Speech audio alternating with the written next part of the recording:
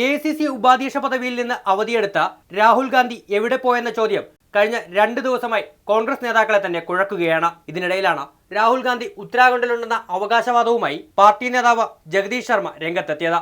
ഉത്തരാഖണ്ഡിലെ ഗംഗാ നദിക്കരയിൽ രാഹുൽ ഗാന്ധി ഇരിക്കുന്ന ചിത്രങ്ങളും ജഗദീഷ് ശർമ്മ ട്വിറ്ററിലൂടെ പുറത്തുവിട്ടു. राहुल गांधी देवभूमि गंगा मां के किनारे अपने काम अगले आने वाले पड़ाव की तैयारी कर रहे हैं, ना कि वो विदेश में है। इस तरह नेता को बदनाम नहीं करना चाहिए। वो देश के हित की बात समझते हैं, वो सच्चे रास्ते पर चलना चाहते हैं। മുൻപ് പ്രിയങ്ക ഗാന്ധി കോൺഗ്രസ് നേതൃത്വം ഏറ്റെടുക്കണമെന്നാവശ്യപ്പെട്ട AICCക്ക് മുമ്പ് പ്രകടനം നടത്തിയ നേതാക്കളിൽ ഒരാളാണ് ജഗദീഷ് ശർമ്മ.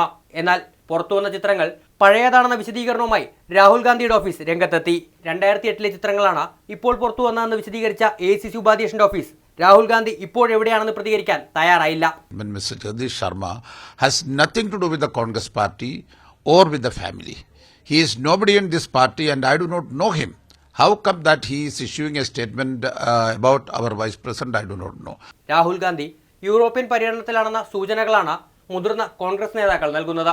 അതേസമയം രാഹുലിന്റെ രാഷ്ട്രീയ അവധി പാർട്ടിക്കുള്ളിൽ തന്നെ പ്രതിസന്ധികൾ സൃഷ്ടിച്ച സാഹചര്യത്തിൽ ഔദ്യോഗിക വിശദീകരണം ഉടൻ വരുമെന്നാണ് പ്രതീക്ഷ.